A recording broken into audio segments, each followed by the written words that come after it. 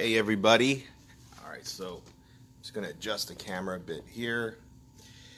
All right, so I got my notes because I have to write that down sometimes. So I'm gonna try and keep it brief today, and I do have a gift for you at the end of this video. You just have to comment below, and I'll let you know all about it at the end here. So episode 105. So I was thinking about talking about something that's really holding everybody back when they try the new year, whether it's a kid, teen, or an adult, which is, are you distracted?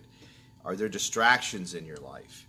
And it's not always social media, it's not always digital technology, although I talk a lot about that with children, how the early addiction to digital technology can lead to other problems later in life and other addictions.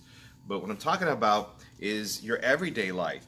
It might not just be social media. It might be your finances, coming up with money because maybe you're having some problems financially. It could be your work, leading into your home life. That's distracting you.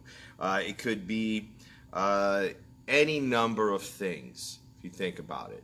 It could be toxic friendships that are always in your way and preventing other things from happening for you, your goals. And those type of distractions lead to what's called bad relationships, and you lead to leaving your relationships. The good relationships fall apart. So this happens a lot. And I even sat and I did this exercise. It's a simple exercise.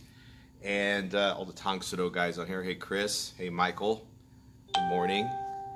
So this exercise I did with a mastermind group I'm a member of, and it actually put some perspective to me, and I realized how distracted I am with a lot of things. And one thing I've learned to do, especially over the last couple weeks, is I turn off at 8 o'clock. I don't answer, we always are connected to our businesses and stuff like that, and they always want us to be on call, and that's great. Hey James. But I learned after 8 p.m., I'll get to them the next morning. I had to do that for myself and for my health. That's one thing I did.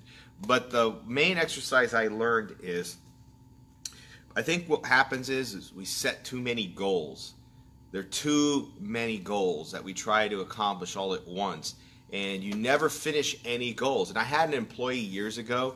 He would start a project, and before he was done, he'd do another project, then he would do another project, and he never finished anything. And I said, you got too many damn things. You got to cut it down to one or two, finish those first, then go to the next one. And he just couldn't do it. And it wasn't entirely his fault. It's just the way he was brought up. So what I do now, and this is kind of put some thought into this group I was a part of, you're going to have to map out your goal for the year. Pick one goal, one very important goal that you need to get done. And whatever it may be, it doesn't matter. It could be financially, it could be spiritually, it could be physically, any goal that you want to set up. Put on the start date of your goal and a proposed end date. Be realistic. If you have to do the whole year, do it for the whole year. And if you meet that goal, you'll see what happens. In between the goal, and you could put this on page. Yes, I agree. Jump in on another. Yeah, exactly. So in between your start date and your proposed finish date, put in the steps in your goal, whatever they may be. Let's say, for example, financially, you want to make $10,000. You say, I start today. My end date is 6 months. I have to do this. This is one step to $10,000, another step to $10,000, another step to $10,000. And then under those steps, put what it takes to make that step happen, the activities. So if it's weight loss, start, end date, in between.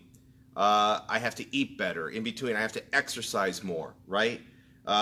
3, I have to rest more. These are examples. And under, I have to eat better, I put in cut out carbs, eat more protein, lean proteins, cut out red meat, whatever it is. And then under like exercise, start with a plan on a 2-day on, 1-day off plan.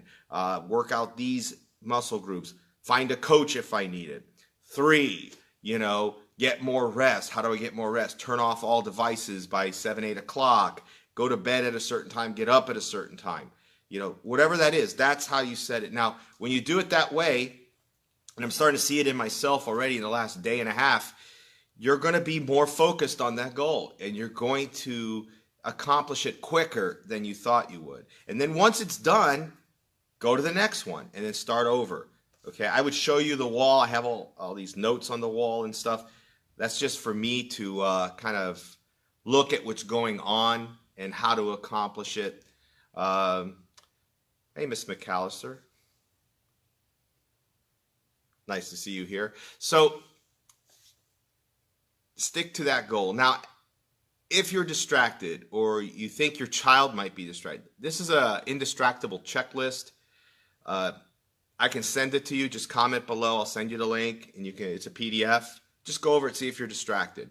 And it works for children. I use it for a lot of the kids, but it can work for adults too.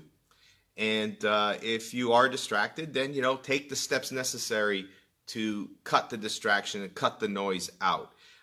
One thing I also did is I got rid of apps on my phone that are games. I don't put gaming apps anymore, not for 3 years, because I noticed I was putting like 4 or 5 apps and I was killing time. But it's like, do I really need to kill time on a Wednesday when I should be doing more productivity? So I cut those out, and believe it or not, I don't really play that many apps at all anymore. At 0.